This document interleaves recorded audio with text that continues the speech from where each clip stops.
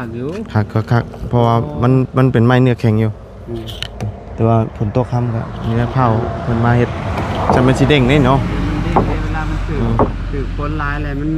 มันถือแดดบาดนี้มันหาวเนาะนี่เห็นว่ามันเริ่มเลยเด้นี่เด้แป้นเนาะต้องดัดได้เวลาอันเฮาปูเฮายังนี่มันนั่นไปฉันไปหาทั้งน้องเจดีก่อนโดยมื้ออื่นเด้อสร้างมาโดยเดี๋ยวบอกเราไปเตรียมการหาหน่อไม้น้ำมันก่อนมื้ออื่นนี่เพราะว่าต้อง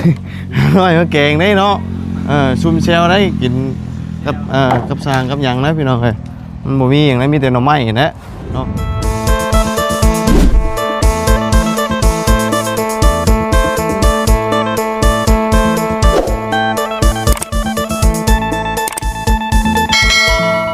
เอาไปน้องเลยเนาะลมพัดอันนี้ได้นี่อันปกเสาเพราะว่าเสามันเกิดฝนตกครับแต่ว่าเสาชุดนี้งามเนาะเสาชุดนี้พี่น้อยขักอยู่บ้านนอกโชคดีเลยถือว่างามชุดนี้เป็นไม้งามแต่ชุดมาบ้านน้องป๊อปนี่อันว่านนี่คิดได้เนาะสบายดีแบบป้าตุ๊พี่น้อยคนว่ามันได้แต่2อันเนาะเขาก็เลยเลือกเอาบ้านน้องป๊อป2เสาพี่น้อยเนาะคือสิหามาใหม่ให้แล้วบ่ล่ะได้สิหลายมื้อเติมแล้วเขาว่าเนาะเอาตัวนี้เด้ครบบ่ได้เนาะครบแล้วป๊อดของใหญ่นึงพี่น้องเอ้ยเดี๋ยวมื้ออื่นแล้วมาเนาะสร้างมามื้ออื่นบ่แม่มากบมื้ออื่นแล้วเริ่มดำเนินการเราไม่ก่อนเราไม่ก่อนมันมาจากคนนี่น่ะสร้างแล้วว่าสิมาจากคนแล้วมื้ออื่นมันมีแต่ลูกน้องเรามามื้ออื่นเราบ่ได้มาเราสิอันน่ะซักข้าวก่อนล่ะบ่ซักข้าวให้ก่อนซักข้าวให้ก่อนเราให้ลูกน้องเรามากบมีแต่ว่า2คนบ่จักผู้นึงเราเซาก่อนเนาะเราเซาเรานี่เราลายมือเติบด้วยเนาะเราเซาแล้วก็ตั้งโครงห่างแล้วเนาะเราเซาแล้วก็อันเรานี่มันแล้วเขาว่าก็เจ้าเห็นแล้วเบิดบาทเดียวว่าเราไปจับนี่เนาะเรามันแล้วจังวะบางเทื่อเพิ่นก็จังประกอบบาทเดียวรถถ้าว่าเราไม่บาทเดียวก็ดีคือกันเด้อ้าวมันจังจับใช้รถแบบนั้นเลยเนี่ยมาครบบ่ได้ก็สร้างมามื้อเนาะมาเราไม่ก่อนพี่น้องเอ้ยเราไม่เราต่อก็จะกัดต้นบากอย่างงี้กับบากบ่ามันก็เติม1อยู่ก่อนเนาะก็มื้อ1พุ่นนะประกอบอ่อนบ่าตัวนั้นอีกเนาะบ่าเสาบ่าตัวนี้ใส่น็อตเด้พี่น้องเนาะใส่น็อตจับตักโยมไม่ตักคือว่าคัดเสามันงามมันซื่อเนาะซื่อดิแต่เกี้ยงพร้อมเกี้ยงคักกะลีเวลาเขากบมอนี่ว่าคักเลย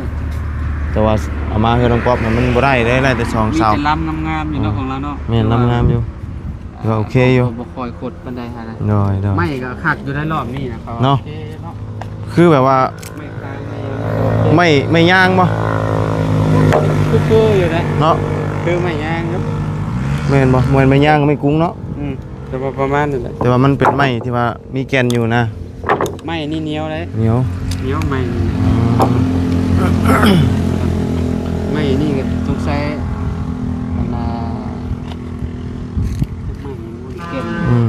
ขักอยู่ขักก็ขักเพราะว่ามันเป็นไม้เนื้อแข็งอยู่แต่ว่าฝนตกค่ำก็มีนักเผาเพิ่นมาเฮ็ดจะมันสิเด้งได้เนาะเวลามันถือคนร้ายอะไรมันถือแดดบาดนี้มันหาวเนาะนี่เห็นว่ามันเริ่มเลยเด้นี่เด้แป้นเนาะต้องดัดได้เวลาอันเฮาปูเฮายังนี่มันนั่นไปฉันไปหาทั้งน้องเจดีก่อนโดยมื้ออื่นเด้อสร้างมาโดยเดี๋ยวบอกเราไปเตรียมการหาหน่อไม้น้ำมันก่อนมื้ออื่นนี่เพราะว่าต้องหาหน่อไม้มาแกงได้เนาะซุ่มแซวได้กินกับสร้างกับหยังนะพี่น้องเอ้ยมันบ่มีหยังนะมีแต่หน่อไม้นะเนาะเฮ็ดอยู่เฮ็ดกินให้สร้างเพิ่นมันบ่มีหยังนะพี่น้องเอ้ยมีหยังก็กินนั่นเนาะเฮ็ดกินน้ำกันนั่นแหละเนาะนี่แหละหาหน่อไม้แถวนี้แล้วนี่บ่มีแล้วเนาะมันออกหมดแล้วนี่แหนงมันเนาะมาพี่น้องเอ้ยเป็นจังได๋โอ้ยฝนสิตกอีกแล้วโอ้เนาะสบายดีเนาะลม อยู่นี่คักอยู่พี่น้องเอ้ยมันเย็นดีเนาะลมพัดห่วยมาถือว่าหับลมได้ดีนะบ่อนมันโล่งสึกอากาศได้ดีเอ้าหนีบไม้ก่อนโอ้โอ้ยเนาะเอาเนาะได้สร้างเพิ่นสิมามื้ออื่นนี่คิดว่าสิหาหยังมามื้ออื่นนี่คิดหาเด้สิไปก้านกบก้านเขียดก็ไปได้มื้อแลงนี่ฮะ รู้ไหมยัน มีหยัง มีกบ มีกบเอาไว้จะไปหาอยู่ใจ เอาแต่ก้าวไปก้านทางไหนซะ อ้าวก็ไปการอยู่ให้ ฮะก้านแถวนี้มีบ่นี่ ผมไม่ เนาะคำบ่มีกันนี้ลงหมุนปลาหาหน่อไม้แหนงหน่อไม้ตัวนี้นะพอมีอยู่จ้ะ มื้ออื่นจะไปหาหน่อไม้ เนาะเพราะว่ามื้ออื่นเพิ่นสิมาเหลา ไม่ใช่ ไม้มื้ออื่นนี่เพิ่นสิมาเหลาไม้ เชื่อ มาเหลาไม้นี่แม่นหาหน่อไม้มาต้มถ่าเพิ่นแหละเนาะกบเขียดยังได้ก็ไปหาก้านเอามะเร็งต้มใส่ใบคำเนี่ยอ่อน เขียดบ่ได้ดอกเขียดนะ ฮะ ว่าเขียดบ่ได้ดอก บ่ได้บ่บ่จักตาลบ่ ดอกเก่งกว่าไผ ฮะเจ้าก้านเป็นบ่จริง โอ้คุยกับเราน่ะ ฮะ เราได้หลายกว่า ๆ ไปได้2ตัวเราได้กว่า10ตัวอีก ว่าบ้ากับบ่จักตามันนะ เห็นตาเป็นมุมฮะ ปีหนึงค่อยลืมเทื่อนึงบัตรไปการค่อยจื้อตลอด บัตรวิทยามมันน่ะปีนั้นอีกค่อยลืมอีกตาม เห็นตาเป็นมุมมาแต่ตากบติแบบเดียวกัน บัดนี้น่ะเคยเบิ่งเคยว่าเอ้าจะบ่นใส่จะว่าตาเขียดน่ะค่อยสิเบิ่งบัดนี้ค่อยเบิ่งของล่านะค่อยโอ้เลยค่อยไปกัน เนาะเอาเนาะมีอีหยังกะมันยากหรอกแต่ว่าบ่เพิ่นมันสิหรอกเนาะว่าไปหามาอีแน่เฮ็ดแกงกินเฮานี่แหละแล้วก็สู้เพิ่นกินน้ำเด้แบบว่า มันมีสร้างมีหยังมาเริ่มเฮ็ดแล้วก็เฮาก็เตรียมนี่แหละเนาะหามาพริกมาเองแล้วมาตำชูเพิ่นกินมันก็คือฮู้นะเฮาก็บ่มีหยังเด้เนาะแต่ว่าสร้างเพิ่นก็บ่ได้เฮ็ดห้องหยังดอกแค่เฮาอยากหามาซื่อๆเนาะเฮ็ดอยู่เฮ็ดกินนี่แหละฮ้อนแท้นี่บ่นั่งตากแดดเฉยเนาะโอ้มานั่งพี่เด้อนี่เฮ้โอ้สาดอยู่ไสมีสาดบ่ ชาติว่านี่ มีสาดเนาะ เอาจับ อ้าว ก็ได้ นั่งห่มหมักลำไยกันผมนี่แหละพอเรานอนฟังเพลงประจำนะเนาะ นอนฟังเพลงโอ้ยพี่น้องไงฮะอันนี้เป็นห่มหมักลำไยที่ว่าพอเราหอยอันว่าบังลำไว้นี่แล้วกันนอนกาก้อยห่างโกนกึกเนาะ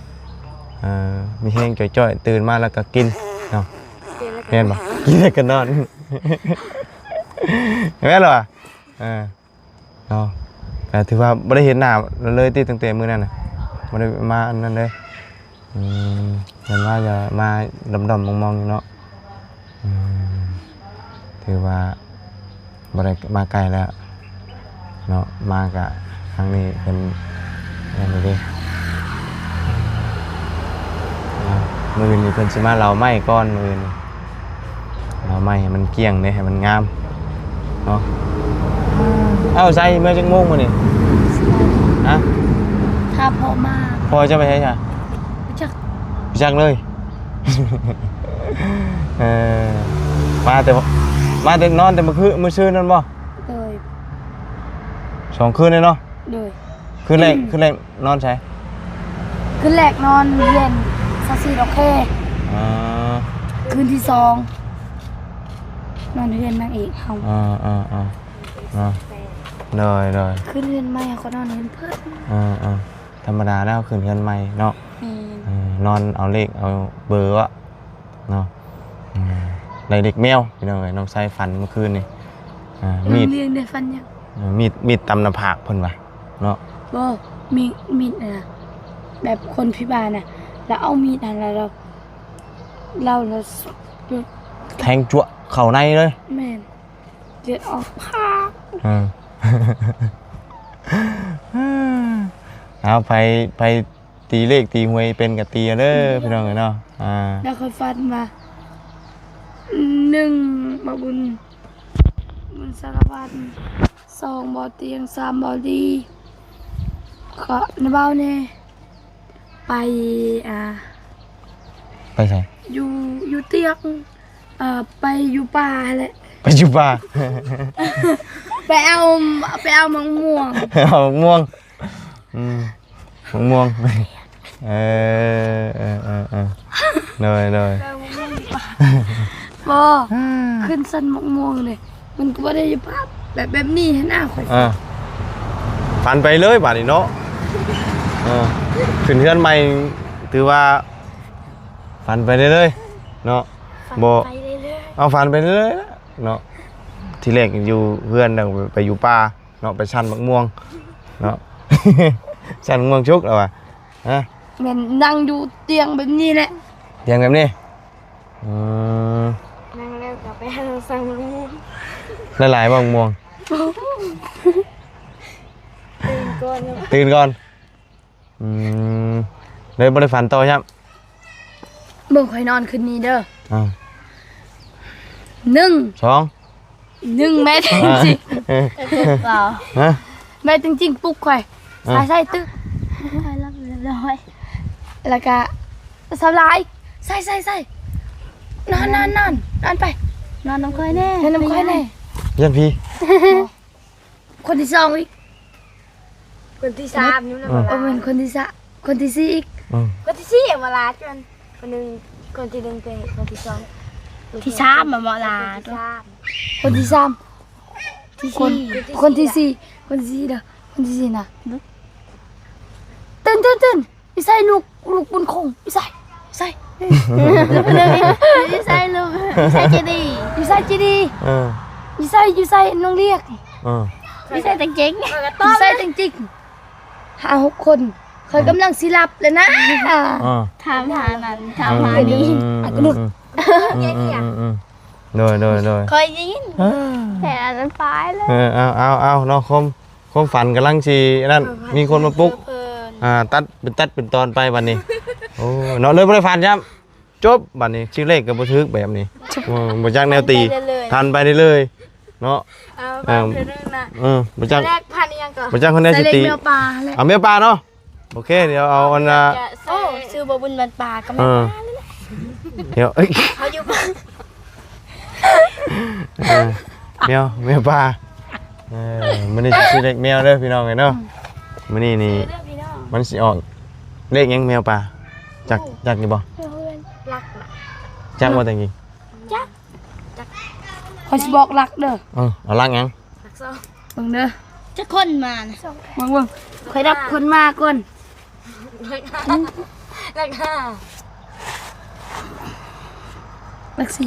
ก4มื้อนี้เลขแมวรัก4เนาะถึกแน่นอน 100%นะอันบ่ถึกเด้อ454ว่ะ454โอ้ค่อยพูดได้ค่อยใส่เลขเคยใส่เลขบ่บ่เคยใช้เลขเอาเนาะเราความฝันของไส้เพิ่นเนาะตีเลขตีหวยเคยใส่เลขและเขาจะบอกคำก็เคยใส่เลขคนบ่บอกดอกเลยเอามื้ออื่นพากันไปหาหน่อไม้ได้มื้อนี้เด้อเพิ่นสิมาเหล่าไม้บ่มื้ออื่นไปหาแต่เช้าเลยมาแต่เช้ามาแต่ 6:00 นพุ่นมาหรือไปมาบ่เนาะคำมานี่ให้เอาวุ่นมาพี่ 6:00 นน่ะโอ้ย 6:00 นผู้ใดสิมาเขายังกันกอกอยู่โกนเกลือกอกอยู่ค่อยตื่นแต่5:00 นไผไปตื่นเช้าปานนั้นโว้ยค่อยตื่นแต่5:00 นค่อยตื่นแต่2:00 นนอนอยู่เฮือนยังสวยกว่านี้อีกอันนี้มันยังอยากแจ้งอยากเสียงรถอยู่เด้นอนอยู่บ้านนี่มันสิเงียบมืดไปเลยมืดแบบอันนี้เลยบ่ได้มีอันเสียงหยังเลยเสียงรถเสียงหยังก็บ่มีเด้มันอยู่สบายแต่ยังบ่ได้ยินเสียงนกเสียงหยังเสียงนกได้ยินอยู่มันก็นอนบ่หลับมันแจ้งแล้วแต่ก็รับเพราะว่ามันมืดเด้เฮาอยากนอนตามันมืดมันบ่แจ้งมันมืดก็เบาปิ่นฟ้ามันมืดก็เฮือนระเบาแบบว่าบ่ได้มีใส่ลูกแก้วเด้บ่ได้ใส่ลูกแก้วอันแบบนี้เด้มันบ่แจ้ง เนาะมันสิมืดเลยแจ้งอ่ะ เพื่อนนั่นแหละเพื่อนมัน เอากระเฮือนแบบนี้แหละแต่ว่า โอ้ยแล้วกัน มันบ่ได้ใช้บ่อยู่บ้าน บ่ มันบ่ได้ใส่ลูกแก้วแบบนี้แหละมันเลยมันบ่แจ้งมันมืดไปเลยตะกู แล้วก็นอนนี่ไว้เฮาไปอยากตื่นตื่นช่วยตลอดขั้นต่ำต้อง10 โมง10 โมง11 โมงช่วย เมียน่ะบ่าวตื่นสวยกันบ่ บ่เราตื่นมาเฮ็ดกับข้าวถ่า ก็ตื่นบ่ เฮ้ย นะบ่าวน่ะ ตื่นแต่หึงแล้ว ตื่นที่นั่นนะ แปด เคยคิด โมง ไว้นะว่าตื่น10 โมงนะบ่าวไปเอาจอกเอาน้ำก้อนกินน้ำหวานอยู่นี่ ไปมาไป เอาค่อยซื้อเป๊ปซี่มากินนี่นะ โอเคไปข้อแห้ เงิ ง น เลย นะบ่าวนะบ่าว เลยข้อแห้งเลยเอามากินเนี่ย เนาะเป็นได้เงาไงซึมอยู่เนาะ เนาะ คือซึม บอกให้ไปหาหน่อไม้ชื่อกันได้ บ่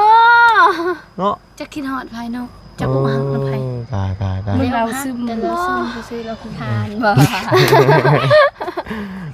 บ่ยังไง คือการบ่มื้อทานแล้วเขาให้จิไป ไปเหมือนกันเนาะคำวัน ใช่มือบ่ เขาก็ซื้อเครื่องมาแกงนี่แกงอยู่นี่นะนี่ ให้บ่บุญนี่แกงแซ่บ โอ้ยบ่ย่านชำแกงไหมนะ บ่ ที่ ยา นี่ ว ขาเฮาก็ด ได้อยู่เนาะ ำนะ มันได้มุมกล้องได้มุมไผมุมมันทางนี้อีกมุม จะดีบ่ เอาอันนี้มุมหนึงนี่มุมนี้ตะเวนมันยังอันนั้นอยู่เด้ตะเวนซองไปแบบนี้ เราใจ คือกันนี่โอ้ลุงชายยังเข้มนะผู้สีเราเป็นคนสีเข้มสีเข้ม แต่เราหน้าตาเราก็งาม เราเป็นคน มันงามแบบนึง ดำแดงสีนี่แบ ใส่ บ สีขาวแล้วเนี่ยบ่นี่ เป็นสีแบบโบเปลี่ยนสีนี่นะ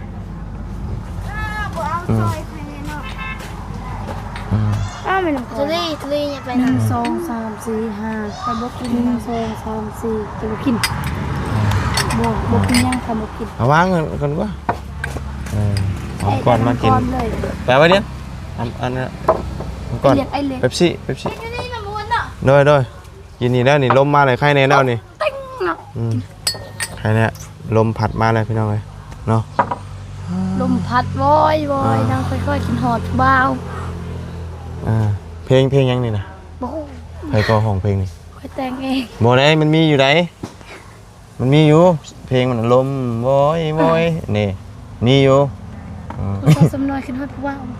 ก็บ่ฮู้อันนี้นั่นอันแต่ว่าได้ยินอยู่สิอันลมวอย ดีเด้ เนาะ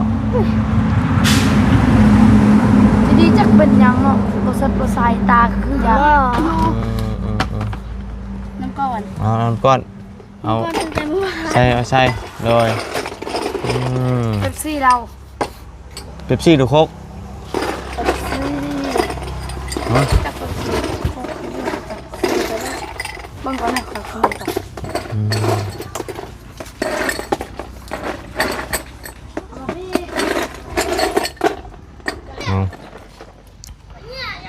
ฮะ ป้อนไป กินเป๊ปซี่กันโอ้เป๊ปซี่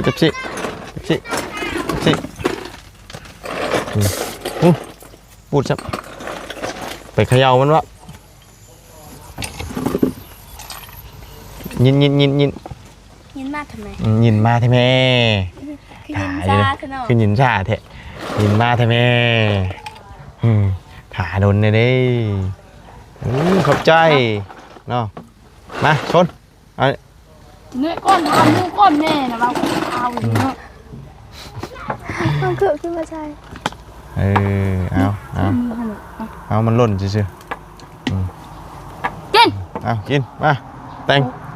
กระริง นี่พี่น้องเลย กระริง เป๊ปซี่เอา กระริง ดูเย็นดูชื่นใจเนาะ แซ่บอร่อย แช่แบบนี้ไปกินหมูกระทะแล้วก็กินอันนี้ หน้า ตัด เทืองได้ปลาอะไรเจ้าก็ ย่างหมูกระทะนี่เนาะ เจ้ามันคือ ทำบุคักเราย่างหมูกระทะ ไปบ้านจิ๊บ ปิ้งหมูรสกิน ปลาจิตละเสริมแหละสัง มัน แบบนั้น ได้วิวบรรยากาศพอดีเนาะ ไอ้เนี่ยเอานี่อันให้เจ้าเนาะ อ่า ชอบกิน ให้แต่งกินหมูกินป่ะ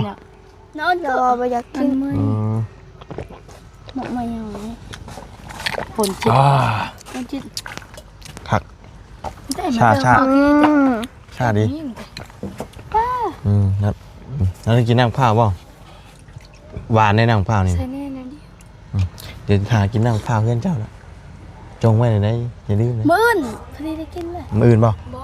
อ่ะก็เมื่อวานนี่ มือ จากมื้อเนาะ อืม